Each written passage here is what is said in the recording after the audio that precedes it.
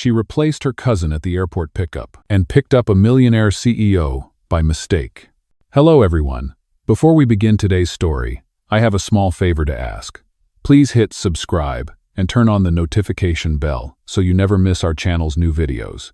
It is quick, free, and the best way to support us in bringing you more dramatic stories. Your support means the world to us. Where are you watching from? Drop your city or country in the comments below. Thank you very much. Now, let us return to our main character. The steady hum of engines filled the terminal of John F. Kennedy International Airport. Announcements echoed through the air, mixing with the clatter of luggage wheels and the rustle of travelers in long lines. Under the fluorescent lights, Mira Tran stood nervously by the arrival gate, clutching a white cardboard sign that read, Daniel Wells, Investor Group. Her cousin Lynn was supposed to do this job, but Lynn had caught the flu that morning. It is just a pickup, nothing complicated, Lynn had texted. He is a business guest from Singapore. Please help me, Mira. So here she was, in her second-hand coat and faded sneakers, standing among professional chauffeurs holding perfect signs. Mira kept checking her reflection in the glass wall. Her ponytail was slightly crooked, her cheeks flushed from the cold outside. She whispered to herself, "You can do this, Mira. Just smile, say hello, and get him to the hotel." A new flight's passengers streamed out, and among them, she saw him a tall man in his 30s, wearing a white dress shirt under a charcoal gray coat, a carry-on suitcase gliding behind him. His dark hair was neatly styled, and there was an air of quiet confidence about him. He looked exactly like the kind of person her cousin's company would work with. Mira lifted her sign higher, their eyes met. The man hesitated for a moment, then walked toward her. "Mr. Wells?" she asked, trying to sound professional. "Welcome to New York. I am here to pick you up." He blinked, surprised, then gave a polite nod. "Thank you, Miss Tran," she said quickly. "Mira Tran. The car is waiting outside." He studied her face for a second, as if something amused him, then smiled faintly. "Lead the way." The automatic doors opened, and a rush of cold air swept through as they stepped outside.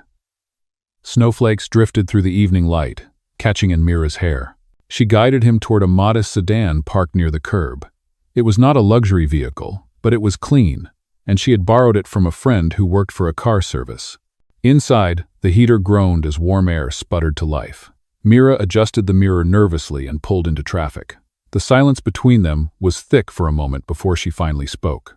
"I hope your flight was comfortable." "It was," he said. His voice was calm, low, the kind that seemed to belong to someone used to being obeyed. "Do you often work in airport logistics?" "Oh no," Mira laughed softly. "I am just filling in today. My cousin usually handles VIP clients. I actually teach art to kids, and paint when I can afford the supplies." That made him glance sideways at her. "Art? That is not something you hear every day from a driver." "I am not really a driver," she admitted, gripping the wheel tighter. "Just someone who cannot say no to family." He smiled again, more openly this time. Family can be persuasive. As they merged onto the expressway, the city skyline rose ahead, glittering through the snow like a sea of distant stars. Mira felt a strange calm settle in. Maybe she could pull this off after all. The man beside her seemed kind, polite, and thankfully not the talkative type. Still, something about him made her curious. His watch gleamed under the dashboard light, clearly expensive. His phone buzzed with constant notifications, but he ignored them all. There was quiet strength in the way he sat, composed yet distant, as if the world outside did not touch him. When they arrived at the hotel entrance, Mira hurried out to help with his luggage. "Thank you for your patience, Mr. Wells," she said with a shy smile. "Enjoy your stay, and have a great evening." He reached for his suitcase, then paused. "Would you like to join me for a coffee before you go?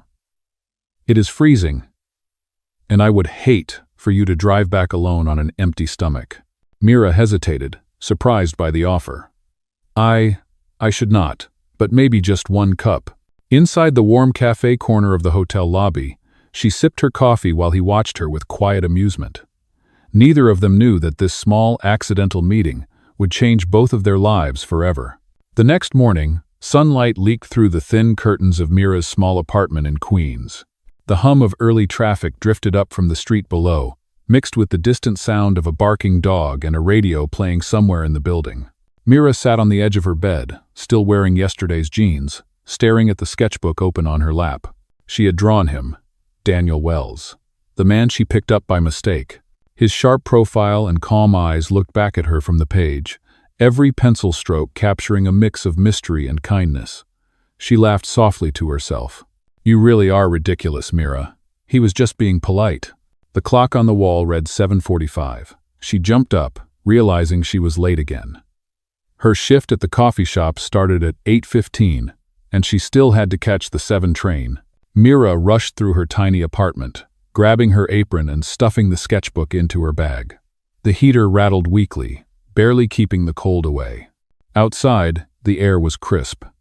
She pulled her coat tighter and hurried down the cracked sidewalk. Her rent was due in 3 days, her art class had been canceled because there were not enough students, and her savings could not cover both paint supplies and groceries this week. Still, she whispered to herself, "You are fine. Just keep moving." At the cafe, the bell above the door jingled as she pushed in. The smell of espresso and burnt toast filled the air. Her manager, Carla, glanced up from the counter. "Morning, Mira. You are late again." "I know, I am sorry," Mira said, tying her apron. The train stopped between stations. Carla sighed but handed her a tray of orders. "Table 4 needs refills, and the machine is acting up again, so use the backup grinder." "Okay." "Yes, ma'am." For the next few hours, Mira worked non-stop pouring coffee, wiping tables, smiling at customers who barely noticed her.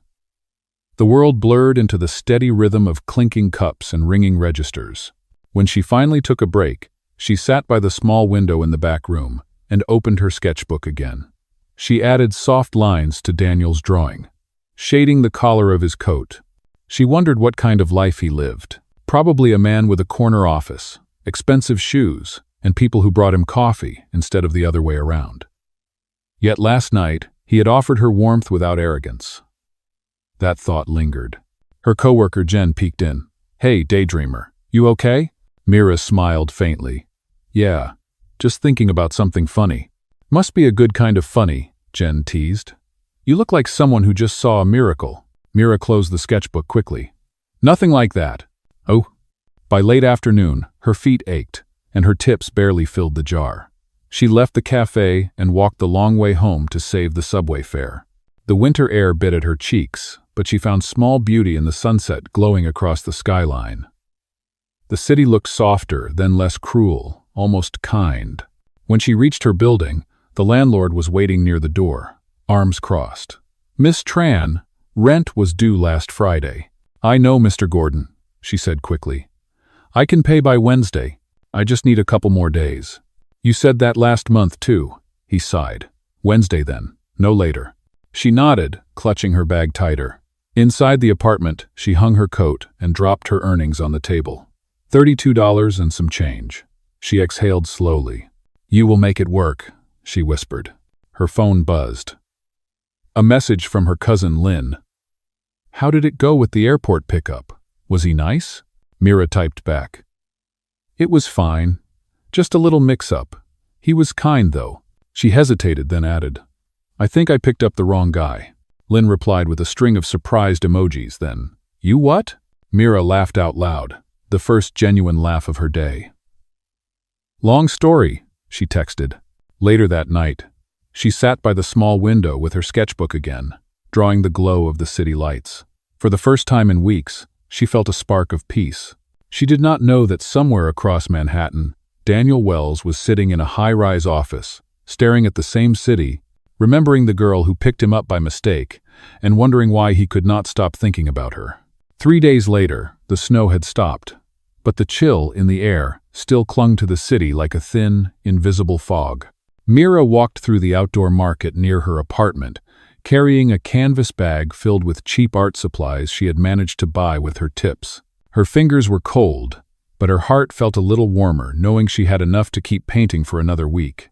She found a quiet spot on a bench near the edge of the park, unzipped her sketchbook, and began drawing the people passing by. A mother holding her child, a man feeding pigeons, an old woman selling scarves. Each stroke of her pencil steadied her breathing. For a few minutes, the noise of the city faded away. Then, a familiar voice drifted from behind her. "You really do draw everywhere, do you not?" Mira turned sharply. Daniel Wells stood a few feet away, wearing a black overcoat and holding a cup of coffee. He looked just as composed as she remembered from the airport, though his smile carried a trace of mischief. "Mr. Wells?" she said, blinking in disbelief. "What are you doing here?" "I could ask the same thing," he replied, glancing at the sketchbook in her lap. "But I suppose this is your world, not mine." He extended the second cup toward her. "Coffee. I remembered you take it with a little sugar, no cream." Mira hesitated before accepting it. The paper cup was warm against her palms. "You remembered?" "I do not forget small kindnesses," he said simply. She laughed nervously. "You call picking up the wrong person a kindness?" "Well, you saved me from standing in the cold trying to find a taxi," he said. "So yes, I would call that a kindness." They both sat on the bench. The silence between them was not awkward this time. Mira found herself watching the way the winter light reflected in his dark eyes. He seemed tired but peaceful, like someone who had spent too long pretending to be fine. "So," she said carefully, "did your meeting go well? The one you came here for?" Daniel nodded. "It went fine. But I've been thinking about your art since that night. You said you teach children?" "Part-time," she said. "It does not pay much, but it keeps me happy." "No, you must be very dedicated." He leaned slightly toward her, his tone softer now. "Would you mind showing me some of your work?" Mira hesitated, then opened her sketchbook. Pages of pencil drawings, fluttered faces, cityscapes, small moments of life. Daniel studied them carefully. "You see things differently," he said at last. "You capture people as if you already understand them." Her cheeks grew warm. "Thank you. I just draw what I feel." "Oh," he closed the sketchbook gently and handed it back. "You should never stop." Before she could answer, his phone buzzed. He glanced at the screen and frowned slightly, the warmth in his expression dimming. "I am sorry, work calls." He stood, buttoning his coat. "But before I go, do you come here often?" "Almost every afternoon," she said honestly. "It is quiet here." "Then maybe I will see you again," he said. "And next time, the coffee is on me." He walked away, his figure disappearing into the crowd. Mira watched him until he was gone, her heart strangely full. She whispered under her breath, "You will see me again?" "Sure, like that will ever happen." That evening, as the streetlights blinked on, Mira sat by her small window again. She added the new page to her sketchbook, a drawing of Daniel sitting on that park bench, holding a cup of coffee, looking not like a millionaire but like a man searching for something real. Across town, Daniel stood by the window of his high-rise office, city lights reflected in the glass. On his desk lay a folded napkin from the cafe downstairs, covered in quick notes for a project he was funding, a charity initiative for local artists. Next to it was a small sketch he had made absent-mindedly while on the phone. A woman sitting on a bench, holding a pencil, surrounded by pigeons. For the first time in years, he smiled without thinking about deadlines or investors. Somewhere out there, a girl with paint on her hands had reminded him what sincerity looked like, and without realizing it, both of them had just planted the seed that would change everything. The next afternoon, the gray clouds over Manhattan broke into thin ribbons of light. Mira returned to the same park bench, sketchbook in hand, her breath forming small clouds in the air. She told herself she was only there because it was her favorite spot to draw, but a small, persistent hope whispered otherwise. When she looked up from her page, Daniel was already there. He carried 2 cups of coffee and smiled as if this meeting had been planned all along. "I thought you might be here," he said, handing her a cup. "You seem to prefer the quiet corners of the city." Mira took the coffee, feeling her pulse quicken. "And you seem to have a talent for finding them." He sat beside her. The noise of the park faded as their conversation grew. They talked about art, travel, and the strange loneliness that comes from chasing success. Mira told him how she had once dreamed of opening her own art studio for children who could not afford lessons. Daniel listened, his gaze steady, as if every word mattered. When she laughed about her lack of business sense, he said, "Sometimes vision matters more than numbers. Numbers can always follow." Their laughter mingled with the winter breeze. Mira began to relax around him. He was not the untouchable man she had imagined. He teased gently, asked thoughtful questions, and listened as if her stories were more valuable than any meeting he might have missed. As the sun dipped lower, they walked along the park path. Daniel noticed her fingers trembling from the cold and handed her his leather gloves. "You can return them next time," he said. "Next time?" she asked softly. He smiled. "You do not think this is goodbye, do you?" Her heart skipped once, quick and unsure. Over the next 2 weeks, their paths crossed again and again, sometimes by chance, sometimes because one of them quietly made it happen. They met at a coffee shop, at a small art fair downtown, and once at a bookstore where Daniel showed her his favorite travel essays. He never spoke much about his work, only that he helped run a company that supported creative ventures. Mira did not pry. She liked the version of him who simply carried coffee cups and laughed at bad jokes. One evening, he stopped by her cafe just as she finished her shift. "I was nearby," he said casually. "Would you mind showing me some of your paintings?" Mira hesitated. Her apartment was small, cluttered, nothing like the world he must have come from. But his tone was kind, not demanding. So she led him there. Inside, he stood quietly, looking at the canvases stacked against the wall. "You live in color," he said at last. "Even when everything around you is gray." Mira blushed. "I just paint what I wish life looked like." Daniel turned toward her. "That is exactly why it feels real." They stood in silence for a moment, the hum of the heater the only sound between them. Then he looked at one unfinished canvas, an outline of a man sitting on a bench. "Is that me?" he asked softly. She smiled shyly. "Maybe." His expression softened. "Then I hope you finish it." That night, long after he left, Mira sat in front of the half-finished painting, her brush trembling slightly in her hand. For the first time in years, she did not feel alone while painting. She did not know it yet, but that small warmth blooming in her chest was something deeper than admiration. It was the beginning of love. The following weekend, the city softened under a gentle snowfall. Mira waited outside the art supply shop with her sketchbook tucked under her arm. Daniel had promised to meet her there. When he arrived, his scarf dusted with snow, he greeted her with that familiar, calm smile that always seemed to steady her nerves. "I figured you might need a partner to carry all those brushes," he said. She laughed. "You would regret volunteering once you see how heavy paint cans are." Inside the store, Mira moved between the aisles like a child in a candy shop. Her eyes shone at every shade of blue and gold. Daniel followed, occasionally handing her things she would not have bought for herself: better paper, stronger brushes, higher quality pigments. "You do not have to do this," she said quietly. "These are expensive. Consider it an investment," he said, his tone light but sincere. "One artist at a time." Mira hesitated, unsure how to respond. She wanted to believe he was simply being kind. Yet she sensed something more, a desire to see her succeed without asking for anything in return. After shopping, they walked along the East River. Snowflakes floated through the air, melting on her hair. Daniel carried her bag of supplies, while she clutched a cup of hot chocolate. "You know," she said, "I used to come here with my father when I was a kid. He told me that rivers carry stories. Every current is someone's dream trying to find its way." Daniel smiled softly. "And did your dreams ever reach the ocean?" She looked out at the dark water. "Not yet, but I still believe they will." For a while, they stood in silence, the wind tugging gently at their coats. Daniel's expression grew thoughtful. "If I told you that you could make those dreams happen sooner, would you believe me?" Mira laughed lightly. "That sounds like something a movie character would say." "I am serious," he said.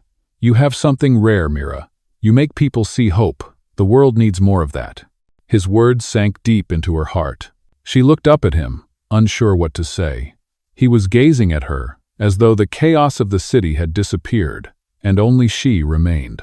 Later that evening, they visited a small gallery downtown, where Daniel had arranged for one of her paintings to be displayed anonymously in a local artist showcase. Mira's eyes widened when she saw it hanging under the soft light. "Wait, how did this get here?" she asked, her voice trembling. "I might have made a few calls," he said with a quiet smile. "Do not worry, your name is on it. You deserve to be seen." Her throat tightened. "Daniel, I do not know what to say." "Say that you will keep painting," he replied.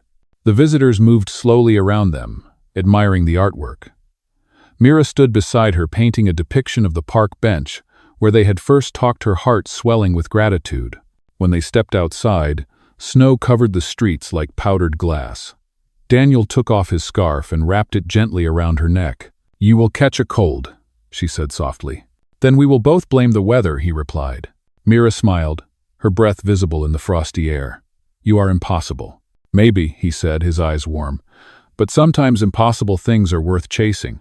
That night, when she returned home, she placed the scarf on her chair and stared at it for a long time. Her world was still small, her rent still unpaid, her future uncertain, but now, for the first time, it all felt possible. And she could not stop wondering who Daniel Wells really was.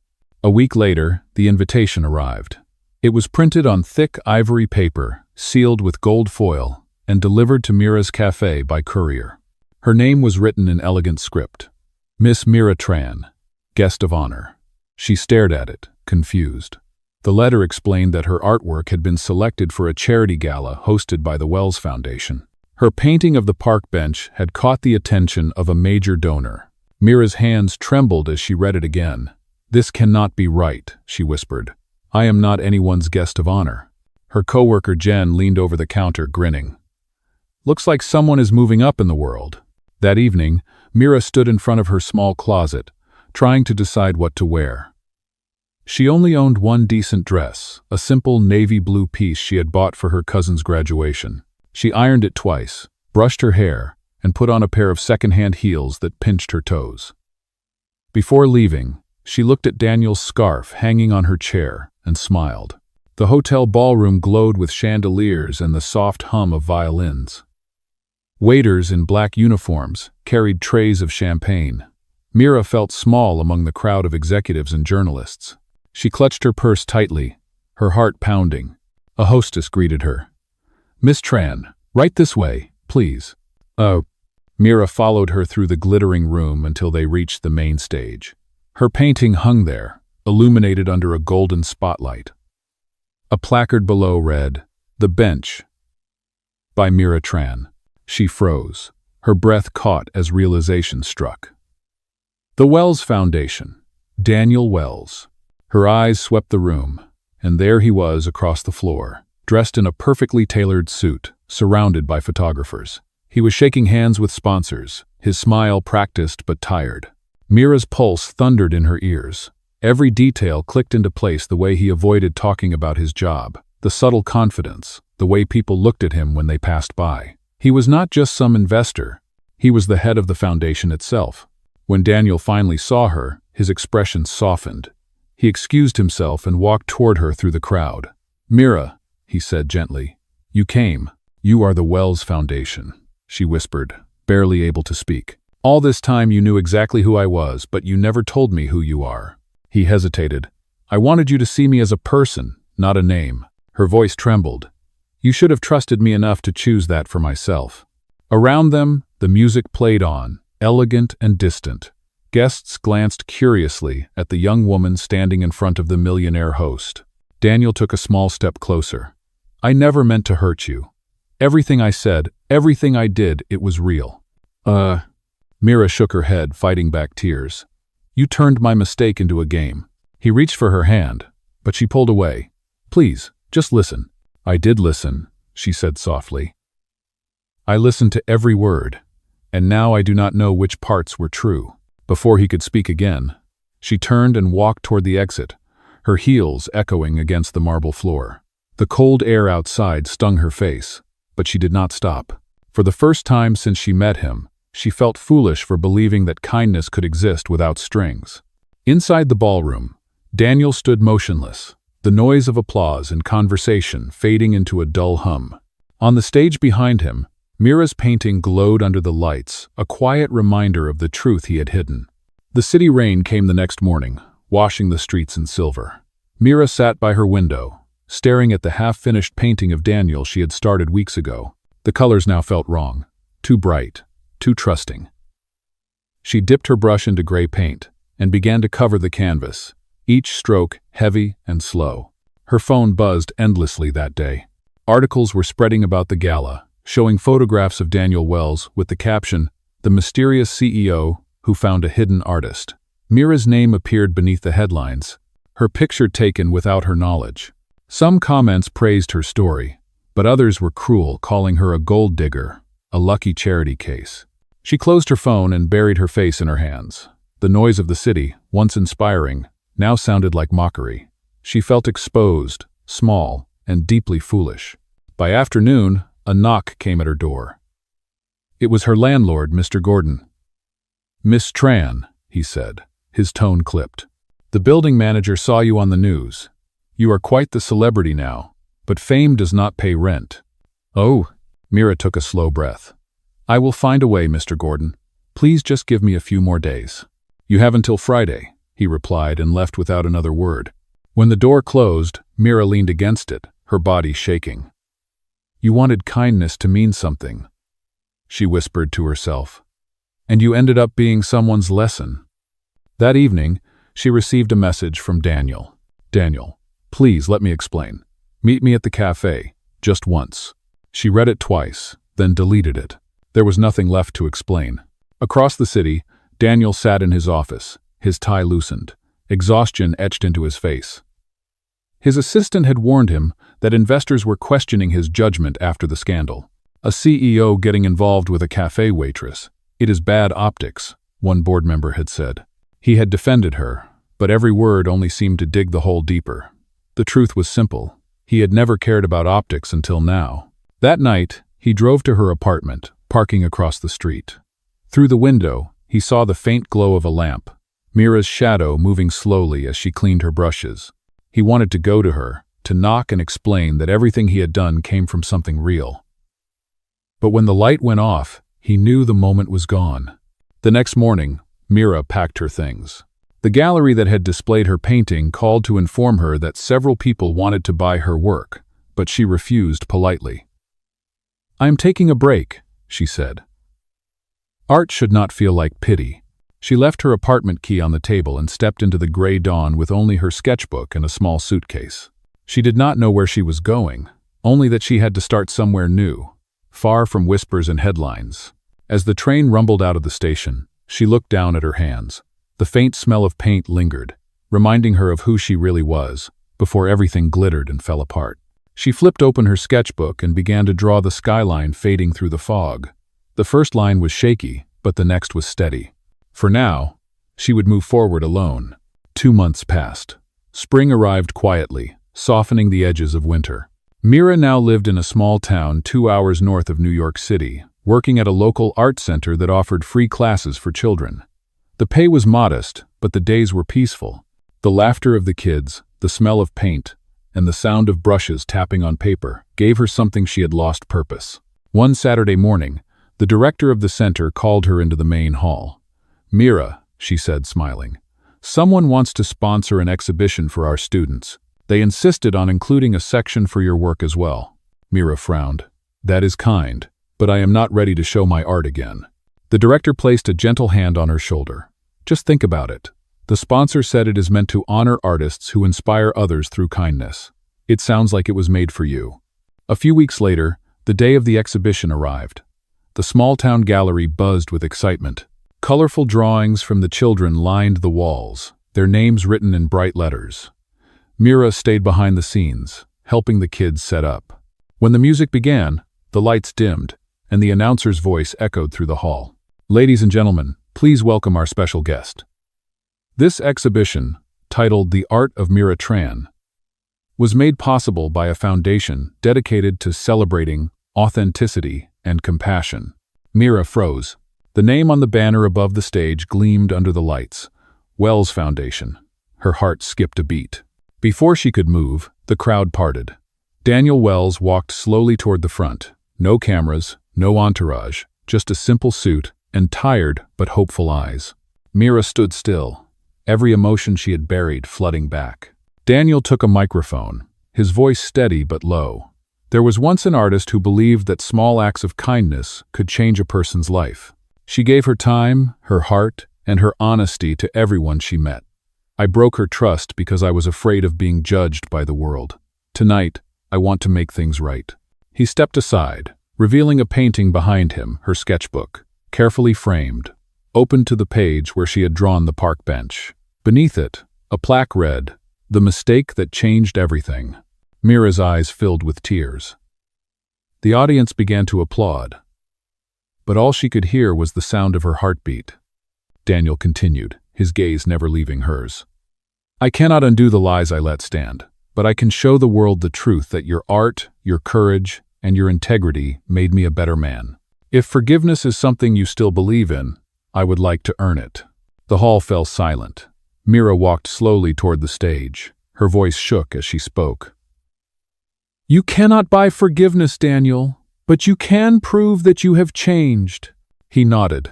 "Then let me start by doing what I should have done from the beginning, stand beside you, not above you." The children from the art center began clapping softly. Mira looked around at their hopeful faces, then back at him. For the first time in months, she felt warmth instead of anger. She whispered, "Maybe some mistakes are meant to happen." Daniel smiled faintly. "The best ones always are." That night, under the glow of the gallery lights, forgiveness did not need to be spoken again. It was painted in every color on the walls around them. A year later, the city was alive again with the sound of summer. The Wells Foundation had partnered with the Art Center to open a permanent gallery for local artists, and Mira was now its creative director. Children's paintings filled the front walls, while her own pieces hung quietly in the back, soft reminders of how far she had come. That evening, the foundation was hosting its first anniversary celebration. Lanterns glowed over the courtyard, and music drifted through the air. Guests mingled with artists, teachers, and families. Daniel stood near the entrance, greeting people with a calm, genuine smile. His presence no longer carried the weight of titles or wealth. He had learned to listen more than he spoke. When Mira arrived, the crowd seemed to fade. She wore a simple white dress, her hair loose, her sketchbook tucked under one arm. Daniel stepped forward to meet her. "You look radiant," he said softly. "And you look at peace?" she replied. "I guess time really does change people." He smiled. "Time helped, but so did you." They walked together into the gallery. A new piece hung in the center, a large painting that Mira had finished only a week ago. It showed two figures on a park bench, surrounded by swirling colors of spring, their faces turned toward the same horizon. The small inscription below read, "To the day that went wrong, so everything else could go right." As the music quieted, Daniel turned to her and took a deep breath. "There is one last thing I have to do," he said. He reached into his pocket and pulled out something small wrapped in a piece of linen. When he opened it, Mira gasped. Inside was the same $10 bill she had once lent a stranger at a train station, carefully preserved and framed in glass. "I kept this," he said, "to remind me that kindness is the only real currency that never loses its value. It started everything. So tonight, I want to give it back to you, not as repayment, but as a promise." He lowered himself onto one knee, his voice steady but tender. "Mira Tran, will you let me spend the rest of my life proving that love is not about status or wealth, but about action and honesty?" The courtyard fell silent. Mira's eyes glistened with tears, but her smile was bright and certain. She placed her hand over his and whispered, "Yes, Daniel. 1,000 times yes." Applause rose around them, soft at first, then filling the night like music. The children from the art center released paper lanterns into the sky, each carrying small drawings of hearts and stars. Daniel slipped the ring onto her finger, and they stood together under the golden light. Later, as the guests departed, Mira and Daniel lingered in the empty gallery. She traced her fingers along the frame of her painting and said, "It still feels unreal, all of it." Daniel wrapped his arm around her shoulders. "Maybe," he said, "but every real thing starts with a mistake that we choose to make right." Outside, the lanterns floated higher, their glow reflected in the glass windows. Mira looked up at them and smiled. The world had once told her that she was too small to matter. But standing there, surrounded by color, light, and the man who had learned to love without hiding, she finally understood. Some mistakes are not meant to be corrected. They are meant to lead us home. The text message that would change Madeline Cooper's life forever was sent at 8:42 p.m. on a rainy Tuesday evening in October. Her fingers trembled as she typed, her eyes darting between her phone and her 6-year-old son, Jake, who lay in the hospital bed beside her, his small chest rising and falling in fitful sleep. "Dr. Richards, Jake's fever has spiked to 103 again. The nurse gave him medication an hour ago, but it's not working. I'm really worried. Should I call for the doctor on duty?" Madeline hit send and closed her eyes briefly, the exhaustion of 3 sleepless nights washing over her. The sterile hospital room with its beeping monitors and harsh fluorescent lighting had become her world. She tucked a strand of chestnut hair behind her ear and rubbed her tired eyes, smudging what remained of yesterday's mascara. When her phone buzzed seconds later, she grabbed it eagerly, then frowned at the response.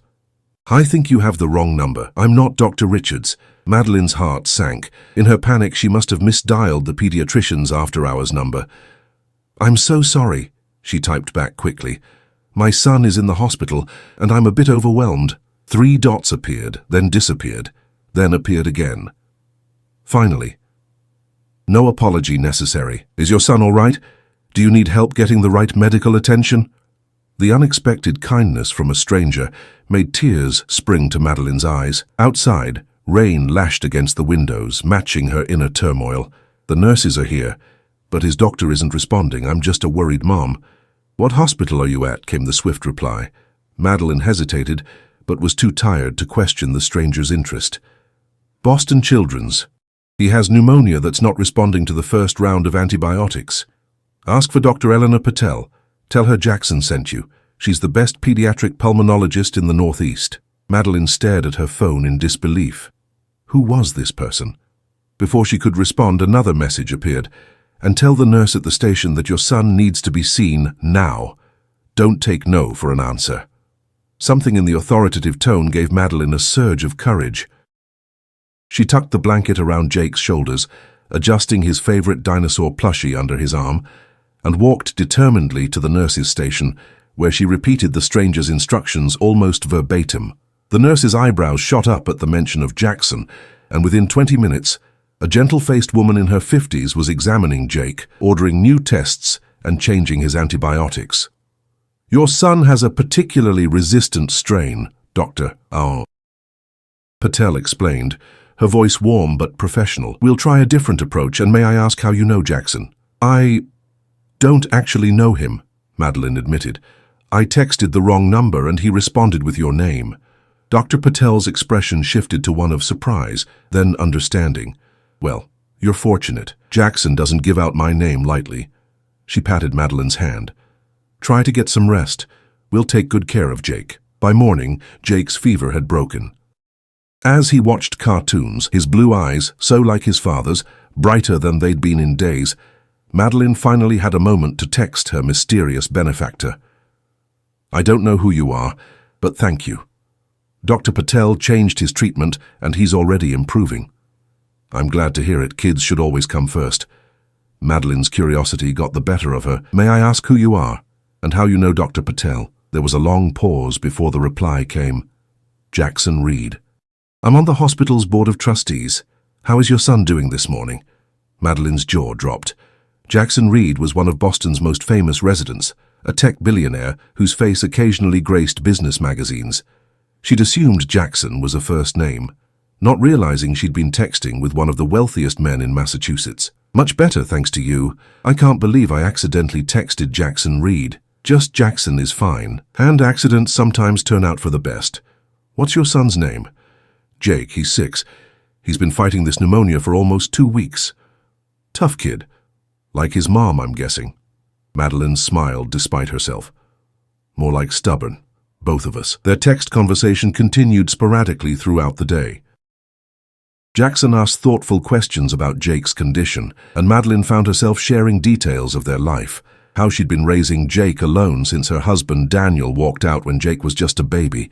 How she juggled her job as a graphic designer with single parenthood, and how this hospitalization was stretching her finances to the breaking point. "I've had to take unpaid leave from work," she confessed. "My boss is understanding, but we're a small design firm and there's only so much flexibility they can offer." "What kind of design work do you do?" Jackson asked. "Mostly branding and website design for local businesses. Nothing glamorous, but I love the creativity of it. Jake likes to sit next to me and draw while I work sometimes. An artist in the making. Does he have other interests? Madeline smiled at her sleeping son. Dinosaurs, space, and anything involving mud. Typical 6-year-old boy stuff. I'm sorry to dump all this on you, she wrote after a particularly long message. You must have far more important things to do than listen to a stranger's problems. Actually, I'm sitting in an airport lounge watching my flight to Tokyo get delayed. Your messages are the most interesting part of my day. Madeline felt a flutter in her chest at his response. It seemed impossible that someone like Jackson Reed would find her ordinary life interesting. She glanced at herself in the reflection of the darkened hospital window. Tired eyes, messy ponytail, wearing the same sweater she'd thrown on 3 days ago when Jake's fever had first spiked. She certainly didn't feel like someone who should be texting with a billionaire. 3 days later, Jake was discharged from the hospital.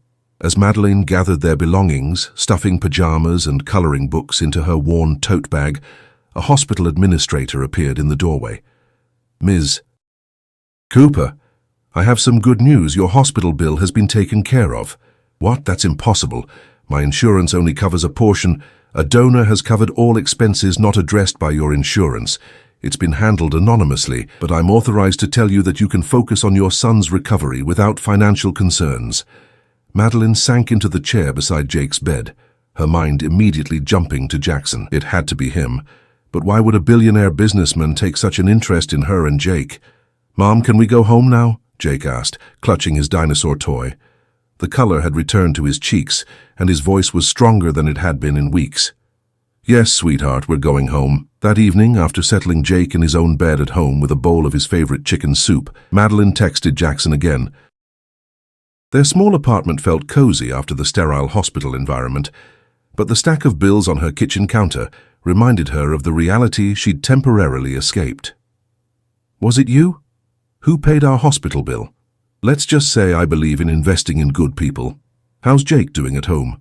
Madeline wanted to press further, but decided to respect his apparent wish for anonymity regarding the payment. Much better. Happier in his own bed. Thank you doesn't seem adequate for everything you've done. I've done very little, but if you really want to thank me, maybe you and Jake would join me for dinner once he's fully recovered. I'll be back from Tokyo next week. Madeline's heart skipped a beat. Was Jackson Reed asking her on a date?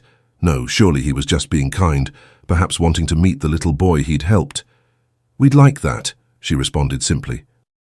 What Madeline couldn't know was that across the world, Jackson Reed sat in a luxurious Tokyo hotel suite, staring at his phone with an unusual sense of anticipation.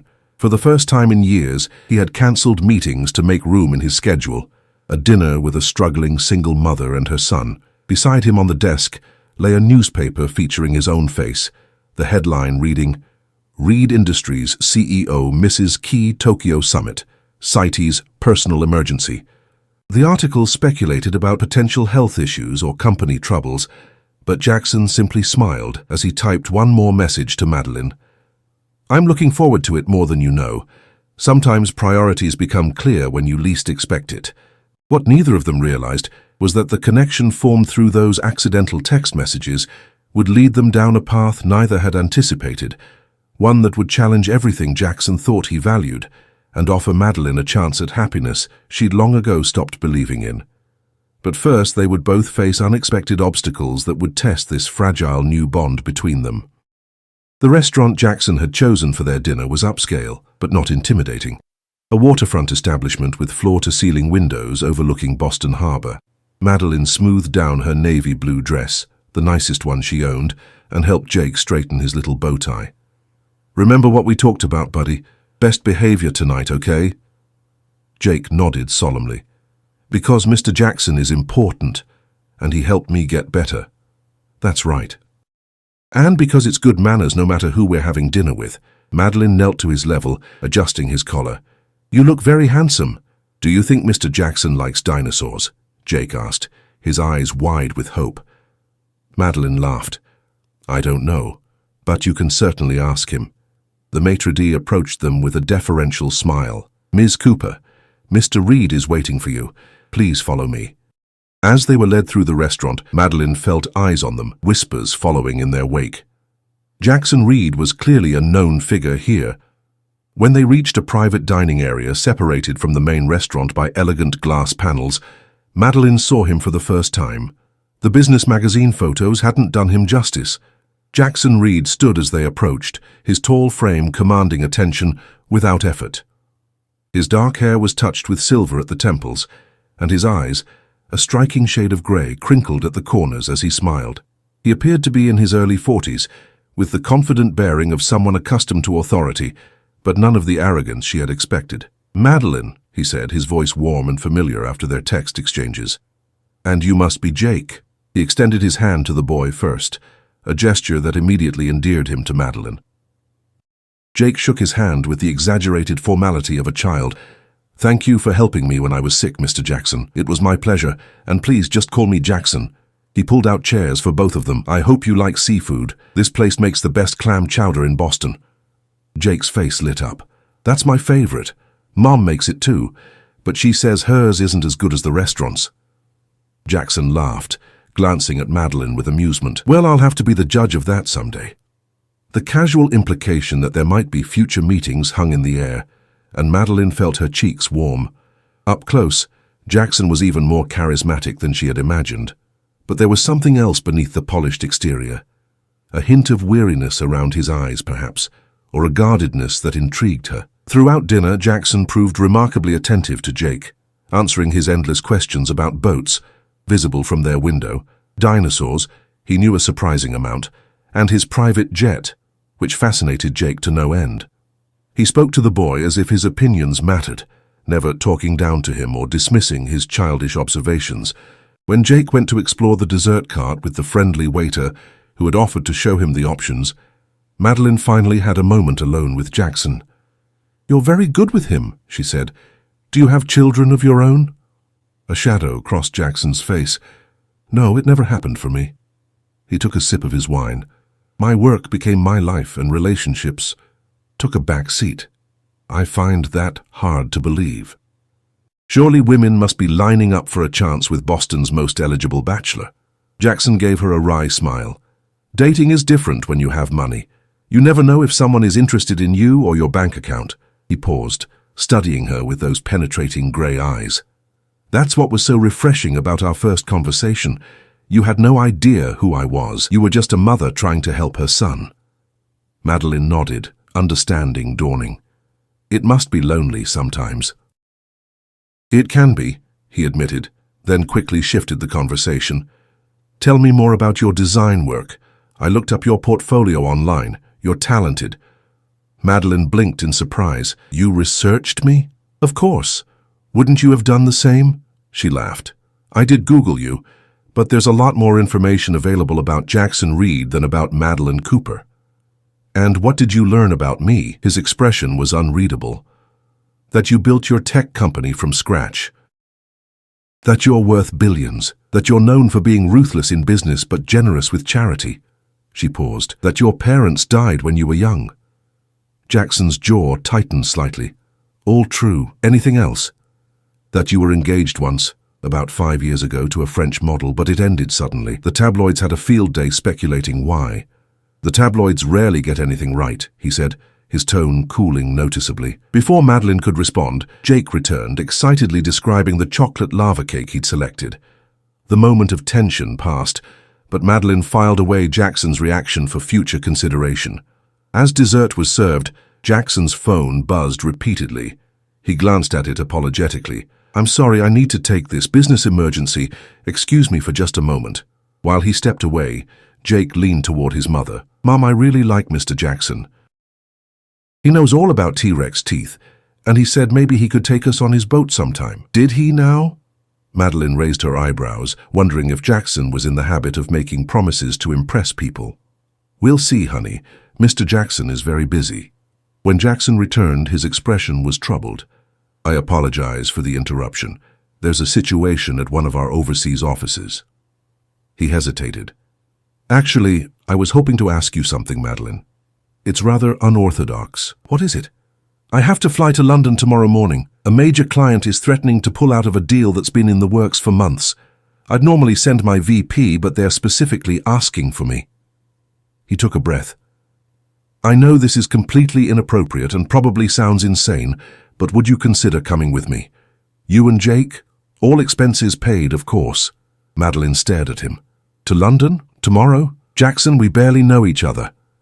I know. But hear me out. He leaned forward earnestly. The client I'm meeting with is a luxury hotel chain. They're unhappy with the branding concepts my team developed. When I saw your portfolio, your work for that boutique hotel in Providence, I thought you might have exactly the fresh perspective we need. You want me to work for you? Madeline was incredulous. As a consultant, yes, I'm willing to pay your standard rate, plus a bonus if the client approves your concepts. He glanced at Jake, who was happily demolishing his chocolate cake, oblivious to the adults' conversation. And I thought Jake might enjoy seeing London. My apartment there has plenty of room, and my assistant can arrange for a qualified nanny during our meetings. Madeline's mind raced. The practical part of her knew this was insane, flying to London with a man she'd just met, no matter how charming or apparently trustworthy. But the designer in her recognized an incredible opportunity. And the mother in her thought of how Jake's eyes would light up at the adventure.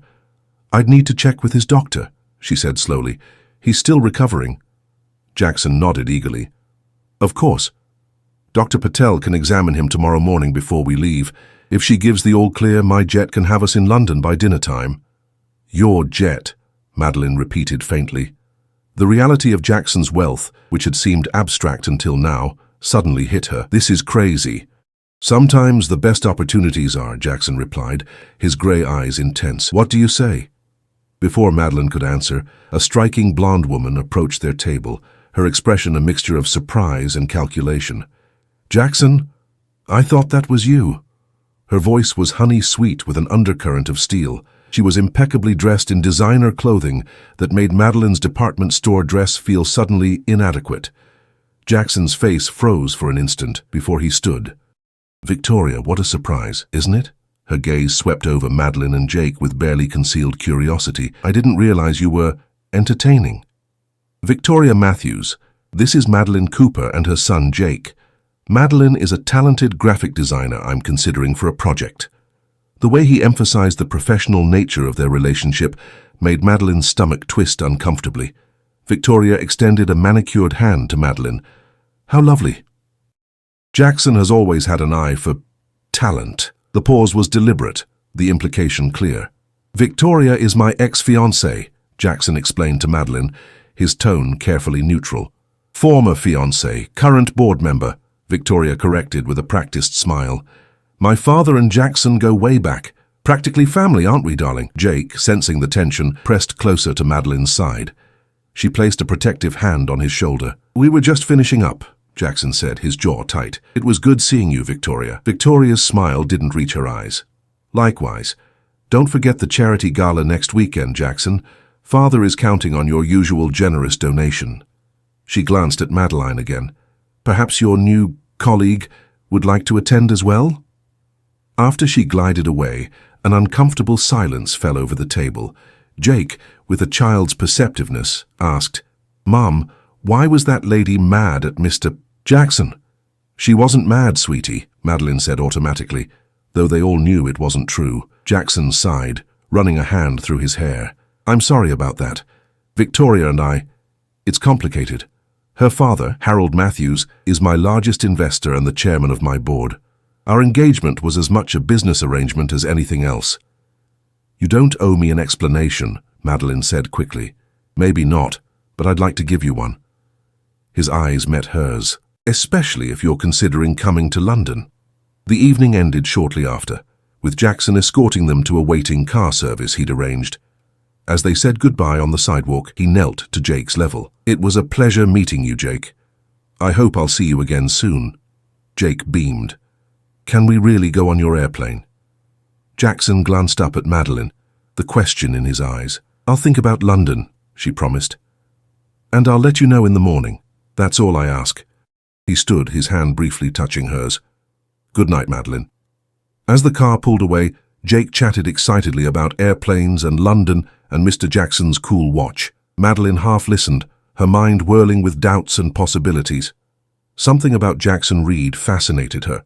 His kindness to Jake, his appreciation of her work, the glimpses of vulnerability beneath his polished exterior. But Victoria's appearance had been a stark reminder of the world Jackson inhabited, a world of wealth, power, and complex business relationships far removed from Madeline's modest life. If she accepted his London offer, would she be stepping into an opportunity or a complication she wasn't prepared to handle? Back in her apartment, after tucking Jake into bed, Madeline pulled out her laptop. If she was going to make this decision, she needed more information about Jackson Reed and about Victoria Matthews and her powerful father. What she discovered would force her to question everything she thought she knew about the billionaire who had entered their lives through a mistaken text message. The London sky was the color of brushed pewter as Jackson's private jet touched down at Heathrow. Despite her initial reservations, Madeline had accepted his offer after Dr. Patel had given Jake a clean bill of health and encouraged the trip, suggesting the change of scenery might be good for both mother and son. What Dr. Patel didn't know, what no one knew, was what Madeline had discovered during her late-night research. Jackson Reed wasn't just a self-made billionaire. He was a man with secrets. As they descended the airplane steps, Madeline clutched Jake's hand a little tighter than necessary. The boy was practically vibrating with excitement, having spent the flight being spoiled by the attentive flight attendant and marveling at the plane's luxurious amenities. "Mom, look at that car." Jake pointed at the gleaming black Range Rover waiting on the tarmac. Jackson chuckled, placing a gentle hand on Jake's shoulder. "That's our ride. London traffic can be a beast, but we should make it to the apartment in time for an early dinner." The drive into the city was filled with Jake's enthusiastic questions about every landmark they passed. Jackson answered each one patiently, his knowledge of London's history impressive. Madeline remained quieter, watching the interaction between her son and the billionaire with mixed emotions. Jackson's Mayfair apartment occupied the entire top floor of a historic building overlooking Green Park. Floor-to-ceiling windows offered panoramic views of the London skyline, and the interior was a tasteful blend of modern luxury and classic British elements. "This is where you live?" Jake breathed, his eyes wide as he took in the spacious living area. "One of my places," Jackson said with a casual shrug that reminded Madeline just how different their worlds were. "I stay here when business brings me to London, which is fairly often." An elegant middle-aged woman with a warm smile greeted them as they entered. "Mr. Reed, welcome back. Everything is prepared as you requested." "Thank you, Mrs. Winters. This is Ms. Cooper and her son Jake, our special guests." Jackson made the introductions. "Mrs. Winters manages the apartment and keeps everything running smoothly. She's also an excellent cook if you're hungry after the flight." "Starving," Jake announced, making the adults laugh. Mrs. Winters led them on a tour of the apartment. Jake would have his own room with a view of the park and a bookshelf stocked with children's books. Madeline's suite adjoined his, with a connecting door for her peace of mind. Jackson's master suite was located on the opposite end of the apartment, a fact that both relieved and strangely disappointed Madeline. "Tomorrow morning we meet with the Claridge Hotel Group at 10, Jackson explained, as they settled in for dinner at the elegant dining table. "Their CEO, Lawrence Pembroke, is an old-school hospitality magnate who believes luxury should look and feel a certain way. My team created branding concepts that were too modern for his taste, and now we're at an impasse." "And you think I can help bridge that gap?" Madeline asked, still uncertain why he'd brought her into this high-stakes business situation. Jackson nodded. "Your portfolio shows an exceptional ability to blend traditional elegance with contemporary appeal, exactly what Claridge needs." He looked at her intently. "I wouldn't have brought you here if I didn't believe in your talent, Madeline." She felt warmth spread through her at his confidence, but couldn't shake the shadow of her discoveries. During dinner, she observed him closely, looking for signs of the man she'd read about in those buried news stories, the ruthless businessman who had allegedly driven a rival to bankruptcy through questionable tactics, the controlling ex-fiancée Victoria had hinted at in a revealing magazine interview. After dinner, Mrs. Winters offered to show Jake the model train set in the study, leaving Madeline and Jackson alone with their coffee. "So you've been quiet," Jackson observed, his grey eyes searching her face. "Second thoughts about coming?" Madeline took a deep breath. "I found some articles about you last night, about Victoria's father's company, Matthew's Hospitality, and how it was mysteriously saved from bankruptcy right around the time you two got engaged." Jackson's expression hardened almost imperceptibly. "I see. And then there was the story about Robert Chandler, your former partner who lost everything when you— When I what? Jackson interrupted, his voice deceptively calm. Go on, I'd like to hear what the article said.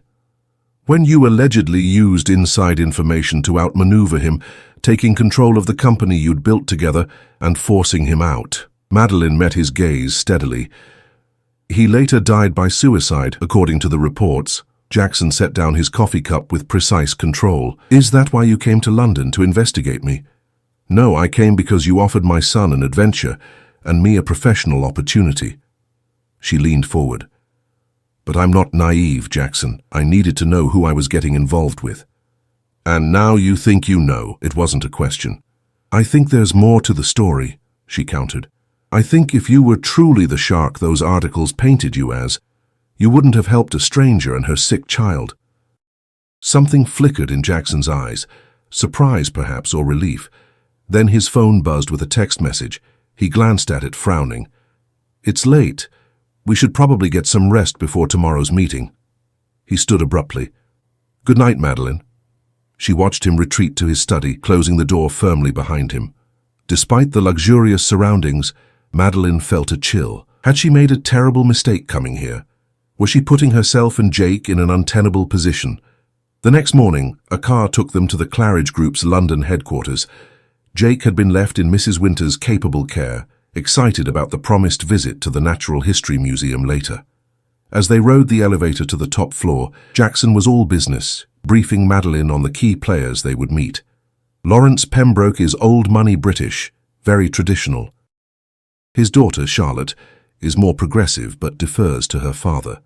The company's marketing director, Philip Bennett, is the one who initially approached us about rebranding their boutique hotel line. Madeline nodded, mentally reviewing the portfolio she'd prepared on the flight. And you've worked with them before? Indirectly. Matthews Hospitality, Victoria's family business, has partnered with them on several properties in Asia. Jackson straightened his already perfect tie.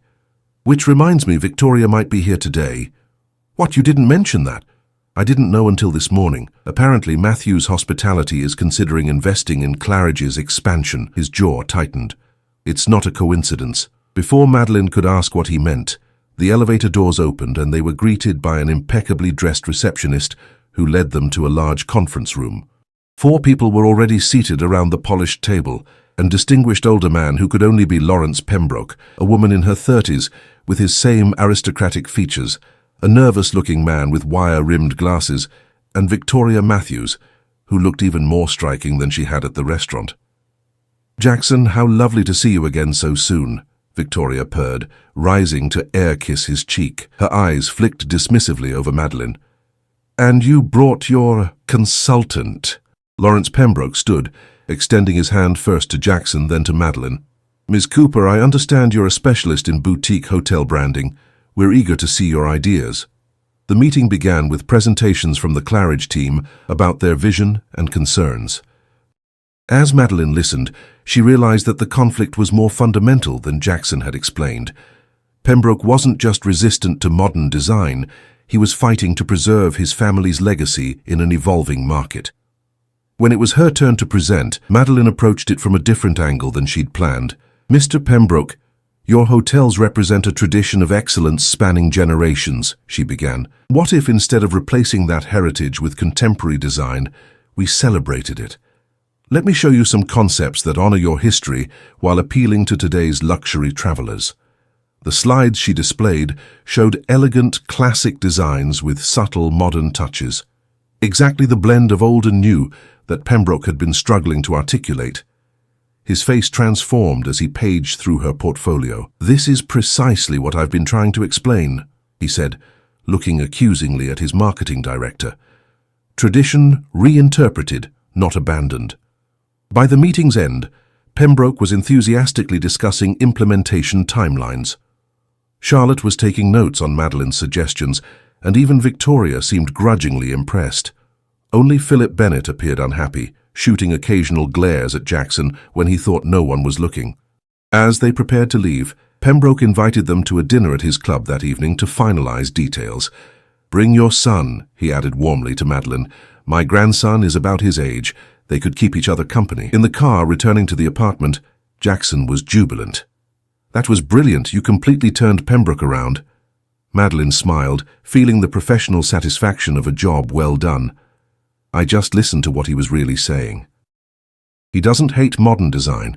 He hates feeling like his legacy is being erased." Jackson studied her with new respect. "You're very good at reading people. Most designers are.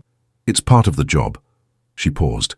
"Speaking of reading people, what's the real story with Philip Bennett? He seemed unusually hostile." Jackson's expression clouded. "You noticed that too? Philip used to work for me years ago. He left under difficult circumstances." He looked out the window at the passing London streets. "There's something off about this whole situation. Victoria showing up, Philip's involvement. What are you saying?" "I'm not sure yet." He turned back to her, his grey eyes troubled. "But I think we're being set up, and I need to figure out why before it's too late." When they returned to the apartment, they found Jake and Mrs. Winters baking cookies in the kitchen, flour dusting their clothes, and laughter filling the space. The domestic scene momentarily pushed aside the business concerns, and Jackson's face softened as he watched Jake proudly show off his culinary creation. "Mr. Jackson, we made cookies shaped like dinosaurs. Mrs. Winters has special cutters." "They look ferocious," Jackson said seriously, accepting a slightly misshapen T-Rex.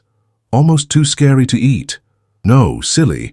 They're for eating," Jake giggled. Madeline watched the interaction with a tightness in her chest. In just days, Jackson had become important to Jake, and if she was honest with herself, to her as well. But the questions raised by her research and the strange dynamics at the meeting left her uneasy. While Jake continued baking with Mrs. Winters, Jackson led Madeline to his study. "There's something I need to tell you before tonight's dinner," he said, his voice grave as he closed the door.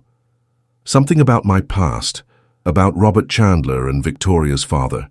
"I'm listening," Madeline said quietly.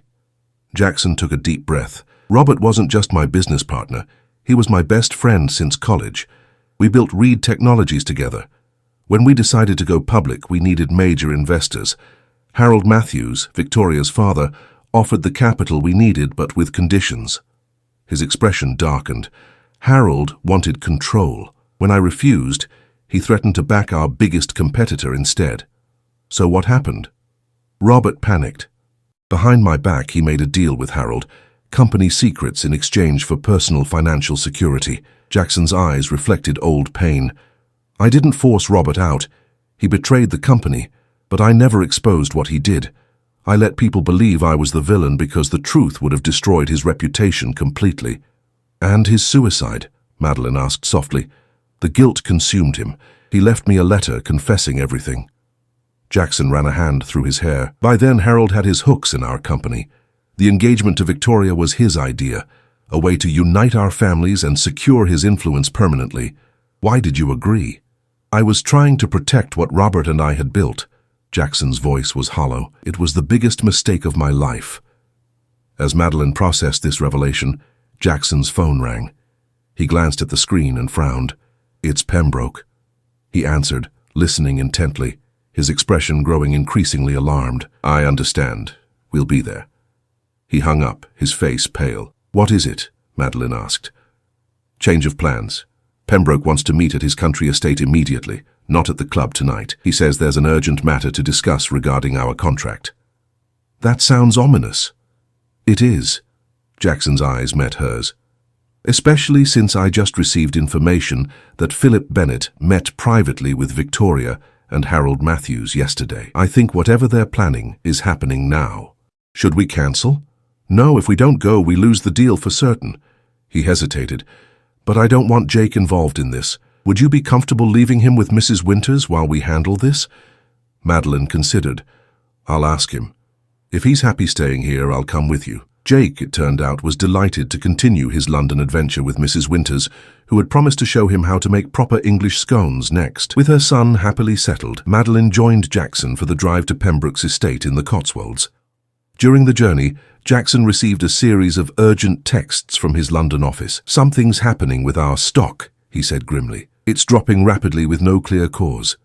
As they pulled through the gates of Pembroke's magnificent manor house, Madeline suddenly gasped, pointing to another car in the driveway. "What is it?" Jackson asked. "That man getting out of the car. I recognize him from photos in my research. She turned to Jackson, her eyes wide. It's Robert Chandler. Jackson stared in disbelief. That's impossible. Robert died 3 years ago. Apparently not, Madeline whispered as the supposedly dead man strode up the manor steps. And I'm guessing his appearance here isn't a coincidence. Jackson's face hardened as the pieces fell into place. We've been played from the beginning. He reached for Madeline's hand. I need you to trust me. Whatever happens in there, remember that not everything is as it seems. As they walked toward the imposing front door, Madeline felt as though they were entering a trap that had been years in the making. What neither of them realized was that the true architect of this elaborate scheme was neither Robert Chandler nor Harold Matthews, but someone much closer to home, someone who had been watching their every move since that first accidental text message. The grand entrance hall of Pembroke's estate felt more like a theatre stage than a home, with its soaring ceilings and dramatic lighting. Lawrence Pembroke greeted them with uncharacteristic stiffness, leading them to a wood-panelled study where Victoria Matthews, her father Harold, Philip Bennett, and the supposedly deceased Robert Chandler waited. Jackson, Robert said, rising from his armchair. He looked older, greyer, but unmistakably alive. It's been a while. Jackson's face remained impassive, though Madeline felt his hand tense in hers. 3 years since your funeral, to be exact. Harold Matthews stepped forward, his imposing figure radiating satisfaction. Quite a shock, isn't it? Rather like watching your company's stock plummet without explanation.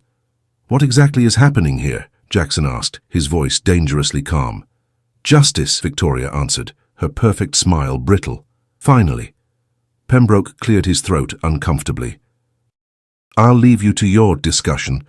This appears to be beyond the scope of our business arrangement. He nodded apologetically to Madeline before retreating, closing the heavy door behind him.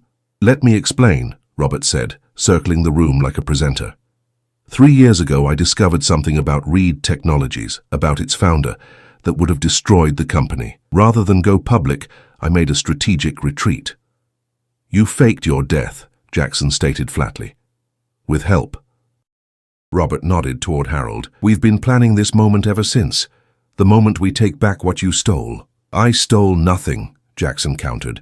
Harold laughed coldly. Not just the company, Reed. You stole my daughter's future when you broke off your engagement without cause. Victoria stepped closer to Jackson. You humiliated me, after everything my family did for you. Madeline watched the scene unfold, pieces clicking into place. This was never about a hotel branding contract, was it? Clever girl. Harold smiled without warmth.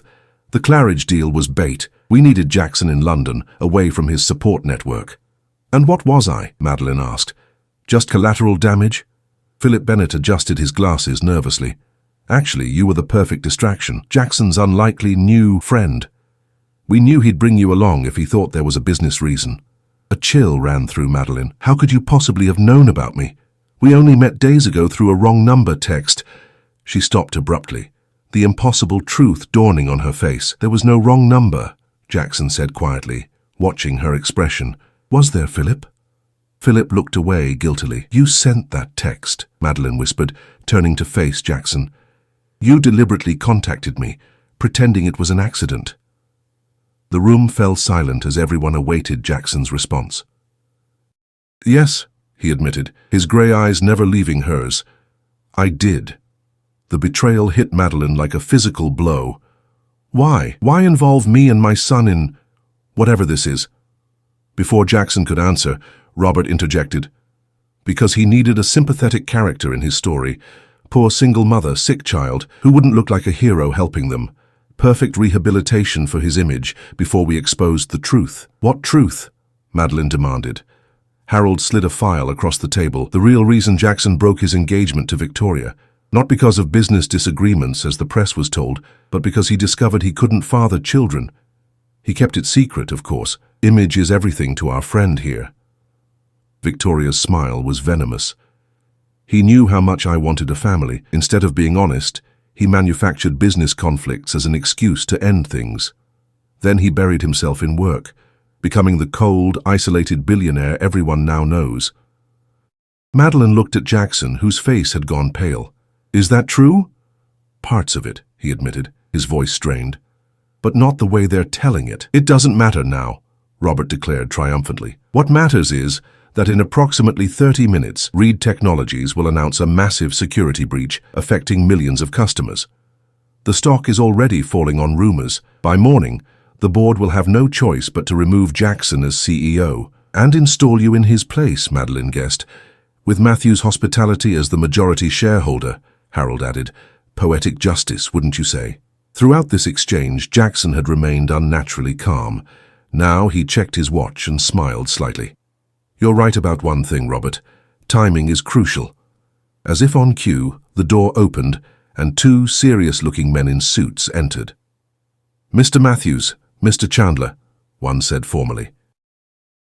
I'm Agent Wilson with the Financial Crimes Unit. You're both under arrest for securities fraud and corporate espionage. Chaos erupted. Harold shouted about wrongful arrest. Robert lunged for his laptop. Victoria screamed accusations at Jackson. Within minutes, both men were handcuffed and being led from the room, along with a shell-shocked Philip. Victoria, Jackson said as she prepared to follow her father, I am sorry. Not for ending our engagement, but for how I handled it. You deserved better. She stared at him coldly. This isn't over, Jackson. When they were alone, Madeline turned to Jackson, her eyes demanding answers. You knew they were setting you up. You planned this countermove. Yes, my security team intercepted communications between Robert and Harold weeks ago. We've been gathering evidence of their conspiracy ever since. But what about me? Was I just part of your plan too? Her voice trembled slightly. Jackson stepped closer, taking her hands. No, that's where they miscalculated. The text to you truly was an accident. I don't believe you. Check your phone records. My number isn't even similar to your doctor's. It was genuine chance. His eyes held hers intently. But after we started talking, after I helped with Jake's treatment, Robert's team noticed. They thought they could use you against me. How convenient for your story, Madeline said, pulling her hands away. Madeline, listen to me. What Victoria said about why I ended our engagement, it's partially true. I did learn I couldn't have biological children. His voice roughened. But that wasn't why I ended things. I ended it because when I told Victoria, her first response was to suggest we use a donor and pass the child off as mine publicly to protect my image. Madeline's expression softened slightly. And that bothered you? It showed me she cared more about appearances than honesty, more about the Reed name than the person behind it. He paused. When I saw how fiercely you protected Jake, how your entire world revolved around his well-being rather than appearances or status, it affected me deeply. The drive back to London passed in thoughtful silence. By the time they reached the apartment, Jake was already asleep. Mrs. Winters reporting he'd had a wonderful day making scones and watching British cartoons. Madeline tucked the blanket around her sleeping son, then joined Jackson on the terrace overlooking the twinkling London skyline. What happens now? She asked quietly. The company will recover. Robert and Harold will face charges. He turned to her. But that's not what you're asking, is it? No. She met his gaze directly. What happens with us, Jackson? This world of corporate espionage and revenge plots, it's not one I want for Jake. Neither do I, he said simply. Meeting you and Jake, it changed my priorities, made me realize what I've been missing by putting business first. He reached for her hand. I don't want to lose that perspective, or you. I'm just a graphic designer from Boston. You're a billionaire CEO, and I'm just a man who accidentally texted a stranger and found something more valuable than any business deal. His eyes held a question. Would you and Jake consider staying in London a while longer? No hidden agendas, no corporate drama. Just us getting to know each other properly. As the city lights twinkled below them, Madeline thought about the strange path that had led them here. From a desperate text message to a hospital room to this moment of possibility. I think, she said slowly, a smile beginning to form, that Jake would never forgive me if we left before seeing the Tower of London. Jackson's answering smile was worth all the uncertainty they'd faced. Then that's where we'll start, tomorrow.